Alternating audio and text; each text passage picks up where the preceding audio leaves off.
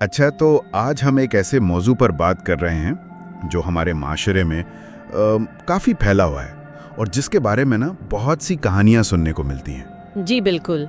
एक ऐसा अमल जो लगता तो छुपा हुआ है, लेकिन लोग कहते हैं कि ये जिंदगियों में बहुत बिगाड़ पैदा कर सकता है।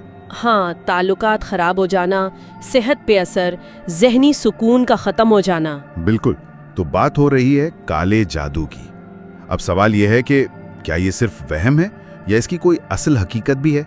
इस्लाम इस बारे में क्या कहता है? और ये भी कि क्या ये मुमकिन है कि अल्लाह के नबी सल्लल्लाहु अलैहि वसल्लम भी से मुतासिर हुए हों? हाँ, ये बड़ा अहम सवाल है। तो आज हम इन्हीं सवालात की गिर्द बात करेंगे और कोशिश करेंगे कि कुरान और सुन्नत की रोशनी में इस मामले की तह तक पहुंचे, जो ज़राए हमारे पास हैं उनकी बुनियाद पर। बिल्कुल, और ये ज़रूरी भी है क्योंकि देखें, इस मौजू पर ना मालूमात की कमी या गलत फहमी बहुत है। लोग अक्सर गलत रास्तों पर चल पड़ते हैं जो फायदे के बजाय नुकसान देता है। बिल्कुल। तो सबसे पहले तो यही देखना होगा कि क्या इस्लाम की बुनियादी किताब कुरान मजीद उसके वजूद को मानता भी है या नहीं। ठीक, तो कुरान से ही शुरू करते हैं। हमारे ज़राए में सूरतुल बकरा का ख़ास तौर पर जिक्र है। एक तो वो किस्सा है जब लोग हज़रत सुलेमान अलैहिस्सलाम पर इल्ज़ाम लगाते थे जादूगरी का। जी हाँ, कुरान ने साफ कहा कि ये कुफ्र सुलेमान अलैहिस्सलाम ने नहीं किया, बल्कि ये शैतान थे जो लोगों को जादू सिखाते थे। जी हाँ, और इसी सूरतुल बकरा में वो हारूत और मारूत का मशहूर वाक़या भी है। अल्लाह ताला ने इराक के शहर बाबिल में 2 फरिश्ते भेजे, हारूत और मारूत। अच्छा। उनका आना लोगों के लिए एक इम्तिहान था। लोग उनके पास आते थे जादू सीखने के लिए। अच्छा, लेकिन वो फरिश्ते तो मना करते थे ना? मतलब ज़राया बताते हैं कि वो पहले ही साफ साफ कह देते थे कि भाई देखो, हम तो आजमाइश हैं, कहीं तुम कुफ्र न कर बैठना। बिल्कुल दुरुस्त। उनका पैगाम बहुत वाज़ेह था। कुरान ने भी नकल किया है, इन्नमा नहनु फितनतुन फला तकफुर, यानी हम तो बस एक आजमाइश हैं, तुम ये सीखकर कुफ्र इख्तियार ना करो। ये बहुत अहम बात है। जी, फरिश्ते खुद खबरदार कर रहे थे कि ये इल्म खतरनाक है और ईमान को दांव पर लगा सकता है। इसके बावजूद लोग नहीं माने और उनसे वो इल्म सीखा, खास तौर पर वो तरीका जिससे मियाँ बीवी के दरमियान फूट डाली जा सके। तो ये बात तो कुरान से बिल्कुल वाज़ेह हो गई कि जादू का वजूद है और उसका असर भी हो सकता है, जैसे रिश्तों में बिगाड़ पैदा करना। लेकिन यहाँ एक दिलचस्प बात ये भी है कि फरिश्ते खुद खबरदार कर रहे हैं, यानी इल्म बजाते खुद एक इम्तिहान बन गया। यकीनन ये इल्म की जिम्मेदारी का पहलू है, लेकिन इससे भी ज्यादा अहम बात जो कुरान इसी आयत यानी अल बकरा 102 में वाज़ेह करता है वो ये है, वमा हुम बिदार्रीन बिही मिन अहदिन इल्ला बिइज़्निल्लाह। अच्छा, यानी वो इस जादू से किसी को अल्लाह के हुक्म के बगैर जरा भी नुकसान नहीं पहुंचा सकते। ये फैसला कुन बात है। सही। जादू हो सकता है, असर दिखा सकता है, लेकिन आखिरी कंट्रोल अल्लाह ही के हाथ में है। उसकी मर्जी के बगैर पत्ता भी नहीं हिल सकता, तो जादू क्या चीज है? ये तो दिल को बड़ी तसल्ली देने वाली बात है। यानी वजूद तो है, मगर असल ताकत और इख्तियार अल्लाह का है। तो इसका मतलब है कि ईमान वालों को बिला वजह डरना नहीं चाहिए। बिल्कुल। अच्छा, जब ये साबित है कि जादू मौजूद है, तो इस्लाम में से करने या करवाने के बारे में क्या हुक्म है? देखें, इस्लाम ने इस अमल को शदीद नापसंद किया है, बहुत सख्त गुनाह समझा है। सही बुखारी और मुस्लिम दोनों में हदीस है जिसमें नबी करीम सल्लल्लाहु अलैहि वसल्लम ने 7 हलाक कर देने वाले गुनाहों का जिक्र किया, अस्सबउल मुबिकात। हाँ, सुना है। जिनसे बचने की ताकीद फरमाई। उनमें अल्लाह के साथ शिर्क करने के फौरन बाद दूसरे नंबर पर अस्सेहर यानी जादू का जिक्र है। ओहो, 7 बड़े मोहलिक गुनाहों में से एक। ये इतनी संगीन बात क्यों है? आखिर इस्लाम इसे इतना बुरा क्यों समझता है? और सबसे अहम वजह ये कि जादूगर अपने अमल के लिए अक्सर शैतानी कुव्वतों से मदद लेता है, उनकी शराइत मानता है। अच्छा। जो बिलवास्ता या बिलावास्ता शिर्क तक पहुंचा देती हैं, यानी अल्लाह के साथ किसी और को शरीक ठहराना। ठीक।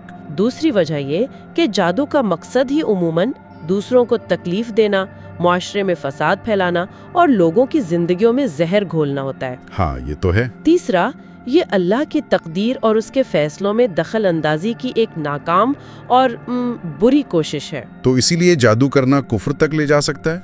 اور کروانا؟ جی، کرنا کفر کے زمرے میں آ سکتا ہے، اور کسی کے خلاف جادو کروانا بھی گناہ کبیرہ ہے، بہت بڑا گناہ۔ بات بالکل واضح ہو گئی، جادو حقیقت بھی ہے اور سخت منع بھی۔ اب اس واقعے کی طرف آتے ہیں جس کا ذکر بہت ہوتا ہے کہ خود نبی اکرم صلی اللہ علیہ وآلہ وسلم بھی اس سے متاثر ہوئے تھے۔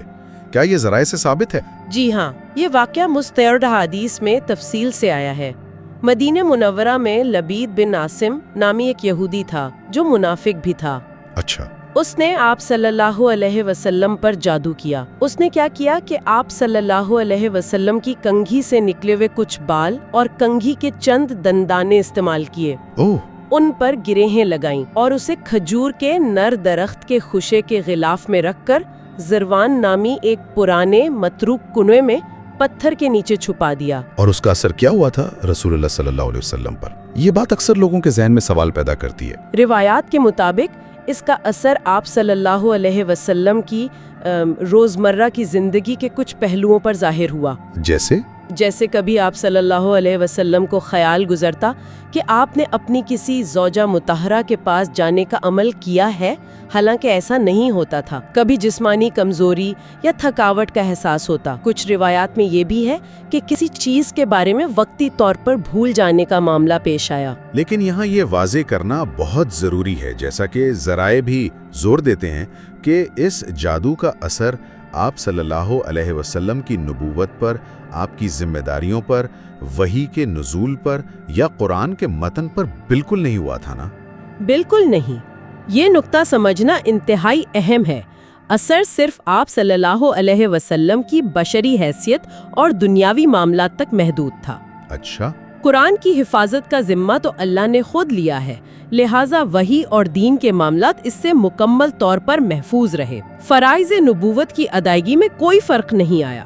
صحیح۔ یہ اللہ کی حکمت تھی کہ ایسا ہونے دیا تاکہ امت کو ہمیشہ کے لیے یہ رہنمائی مل جائے کہ اگر ان کے ساتھ ایسا ہو تو اس کا علاج کیسے کرنا ہے، اور یہ کہ انبیاء بھی بشری طور پر ایسی آزمائشوں سے گزر سکتے ہیں۔ تو پر اس کا پتہ کیسے چلا اور اس کا علاج کیسے ہوا؟ یہ حصہ بھی بہت اہم ہے۔ آپ صلی اللہ علیہ وسلم نے اللہ تعالیٰ سے بہت دعا کی، بہت الحاظ سے۔ ایک رات آپ صلی اللہ علیہ وسلم آرام فرما رہے تھے کہ خواب میں 2 فرشتے آئے۔ خواب میں؟ جی، خواب میں۔ بعض روایات میں جبریل اور میکائیل علیہ السلام کا نام ہے۔ ایک سرہانے اور دوسرا پاؤں کی طرف بیٹھ گیا۔ انہوں نے آپس میں بات کی اور بتایا کہ آپ صلی اللہ علیہ وسلم پر جادو ہوا ہے۔ کس نے کیا ہے؟ لبید بن عاصم نے۔ پوری تفصیل بتا دی؟ جی، کس چیز پر کیا ہے؟ کنگھی اور بالوں پر 11 گراہیں لگا کر۔ اور وہ چیز کہاں رکھی ہے؟ زروان کنویں میں۔ سب بتا دیا۔ سبحان اللہ۔ خواب کے ذریعے رہنمائی ہوئی۔ پھر آگے کیا ہوا؟ جب آپ صلی اللہ علیہ وسلم بیدار ہوئے تو آپ صلی اللہ علیہ وسلم نے صحابہ اکرام کو بھیجا۔ حضرت علی، حضرت زبیر، حضرت عمار بن یاسر رضی اللہ عنہم ان میں شامل تھے۔ کنویں پر؟ جی، اس کنویں پر بھیجا۔ انہوں نے وہاں سے وہ غلاف نکالا جس میں کنگھی، بال اور وہ 11 گرائیں لگی ہوئی تھیں۔ مل گیا وہ؟ جی، وہ آپ صلی اللہ علیہ وسلم کے پاس لایا گیا۔ اسی دوران اللہ تعالیٰ نے 2 صورتیں نازل فرمائیں، سورۃ الفلق اور سورۃ الناس۔ اچھا، یہ وہ 2 صورتیں ہیں جنہیں معوذتین کہتے ہیں۔ پناہ دینے والی صورتیں ہیں۔ جی بالکل۔ سورۃ الفلق میں باہر سے آنے والے شر سے پناہ مانگی گئی ہے، جیسے رات کے اندھیرے کا شر، گروہوں میں پھونک مارنے والی جادوگرنیوں کا شر اور حسد کرنے والے حاسد کے شر سے اللہ کی پناہ۔ ٹھیک۔ اور سورۃ الناس میں اندرونی شر، یعنی انسان کے دل میں وسوسے ڈالنے والے شیطان کے شر سے، چاہے وہ جنات میں سے ہو یا انسانوں میں سے، اللہ کی پناہ طلب کی گئی ہے۔ تو آپ صلی اللہ علیہ وآلہ وسلم نے ان صورتوں سے علاج کس طرح کیا؟ جب وہ جادو کی چیزیں لائیں گئیں تو آپ صلی اللہ علیہ وآلہ وسلم ان دونوں صورتوں کی آیات پڑھتے جاتے تھے۔ کل 11 آیات ہے نا دونوں کی ملا کر؟ 11 آیات، 11 گرہ۔ جی، ہر آیت پڑھنے پر ایک گرہ خود بخود کھلتی جاتی تھی۔ جب 11 آیات مکمل ہوئیں تو ساری گرہیں کھل گئیں اور آپ صلی اللہ علیہ وآلہ وسلم ایسے تر و تازہ اور ہلکے پھلکے ہو گئے جیسے کسی بوجھ سے آزاد ہو گئے ہوں۔ اللہ اکبر۔ اس طرح اللہ نے اپنے نبی صلی اللہ علیہ وآلہ وسلم کو شفا دی اور امت کو جادو کا علاج بھی سکھا دیا۔ پڑھنے کے لیے نہیں بلکہ جادو اور دوسرے شرور سے بچاؤ اور علاج کا ایک طاقتور ذریعہ ہے۔ بلا شبہ یہی وجہ ہے کہ نبی اکرم صلی اللہ علیہ وآلہ وسلم کا معمول تھا کہ آپ ہر رات سونے سے پہلے سورۃ الاخلاص، سورۃ الفلق اور سورۃ الناس پڑھ کر اپنی ہتھیلیوں پر پھونکتے تھے۔ اچھا۔ اور پھر جہاں تک ہاتھ پہنچتا اپنے سر، چہرے اور جسم کے سامنے والے حصے پر پھیرتے تھے۔ یہ عمل آپ 3 بار کرتے تھے۔ 3 بار؟ جی، یہ صرف جادو ہی نہیں، ہر قسم کی نظر بد اور شر سے حفاظت کا ایک نبوی نسخہ ہے۔ یہ تو بہت ہی عملی رہنمائی ہے۔ لیکن اگر ہم آج کے دور کو دیکھیں تو اب بھی یہ جادو ٹونے کا ذکر بہت اہم ہے۔ لوگ دشمنی میں، حسد کی وجہ سے یا کسی کا نقصان کرنے کے لیے ایسے کام کرواتے نظر آتے ہیں۔ افسوس کی بات ہے کہ یہ آج بھی معاشرے کی ایک تلخ حقیقت ہے۔ علم کی کمی، ایمان کی کمزوری اور دنیاوی فائدوں کا لالچ لوگوں کو اس کبیرہ گناہ اور بعض اوقات کفر تک لے جاتا ہے۔ لوگ پیسے دے کر عاملوں اور جادوگروں سے دوسروں کا برا کروانے کی کوشش کرتے ہیں۔ اور دوسری طرف جب لوگ محسوس کرتے ہیں کہ ان پر یا ان کے کسی پیارے پر کوئی اثر ہوا ہے تو وہ بھی اکثر مدد کے لیے ایسے لوگوں کے پاس چلے جاتے ہیں جو جعلی پیر، عامل یا نجومی بنے بیٹھے ہوتے ہیں۔ بالکل۔ پھر وہ ان سے عجیب و غریب مطالبات کرتے ہیں، شرکیہ عمل کرواتے ہیں یا ایسے تعویذ دیتے ہیں جن کی کوئی حقیقت نہیں ہوتی۔ اور یہی سب سے بڑا خطرہ ہے۔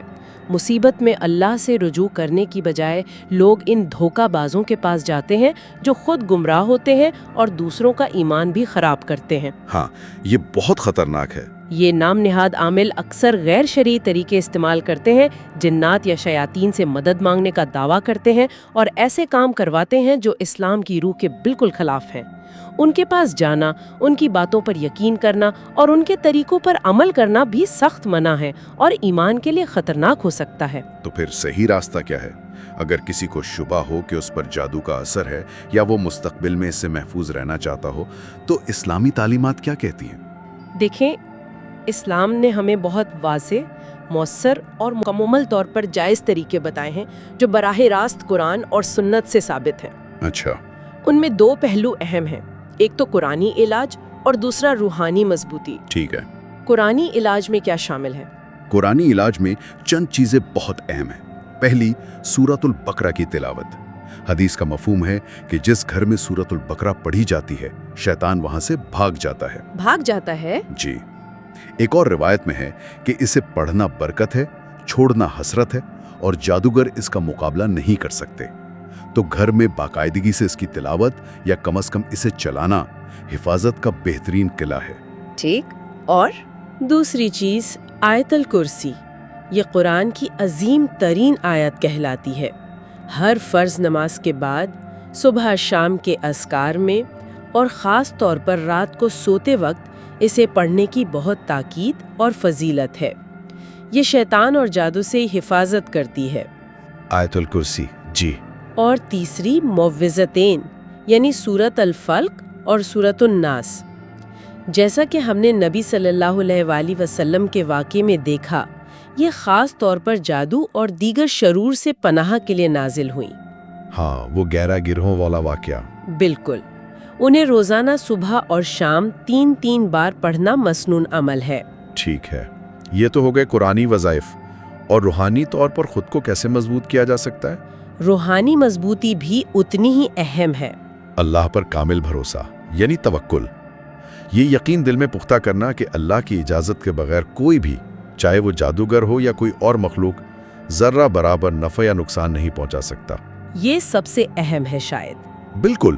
دوسری چیز، دعا اور استغفار۔ اللہ سے مسلسل حفاظت کی دعا مانگنا، صبح شام کی مسنون دعائیں پڑھنے کا اہتمام کرنا، کثرت سے استغفار یعنی اللہ سے معافی مانگنا بھی بلائیں ٹالتا ہے۔ دعا تو مومن کا ہتھیار ہے۔ صحیح۔ تیسرا، شرک سے مکمل پرہیز۔ ہر قسم کے شرک سے بچنا ضروری ہے۔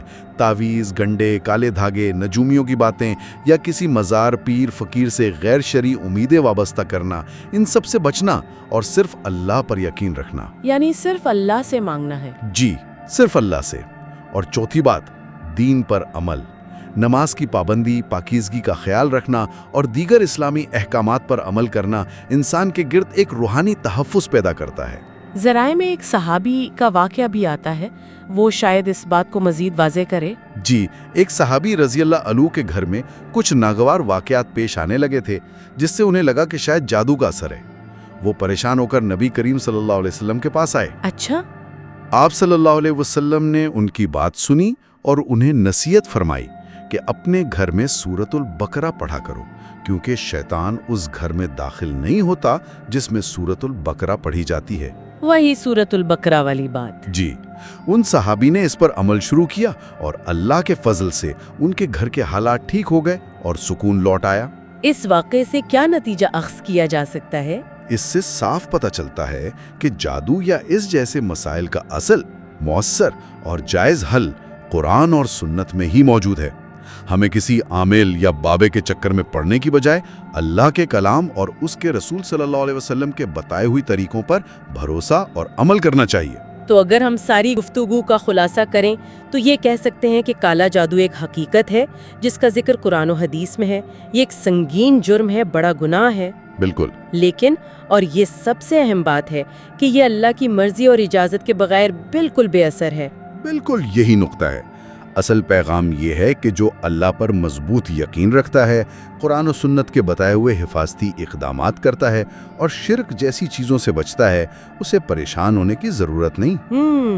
दुनिया की कोई मनफी ताकत अल्लाह की पनाह में रहने वाले का कुछ नहीं बिगाड़ सकती। कुरान और सुन्नत हमारी ढाल हैं। हमें अपना ईमान मजबूत रखना है और हर हाल में सिर्फ अल्लाह से मदद मांगनी है। और आखिर में शायद गौर करने की बात यह है कि हम दुनियावी परेशानियों और जादू टोने से बचाव की फिक्र तो करते हैं, जो कि जायज़ भी है, लेकिन असल कामयाबी और हकीकी ताकत तो आखिरत की है। सही। और शायद असल जादू, अगर मुस्बत मानों में कहा जाए, तो वो अल्लाह के साथ मजबूत ताल्लुक कायम करना है, जो हर शर से बचाने के लिए काफ़ी है। यकीनन बहुत खूबसूरत नुक्ता है। जब बंदे का राब्ता अपने पैदा करने वाले से मजबूत हो जाए तो फिर उसे किसी और सहारे या किसी शैतानी चाल की क्या परवाह। अल्लाह ताला हम सबको अपनी हिफाजत में रखे और हमें सीधे रास्ते पर चलने की तौफीक दे। आमीन।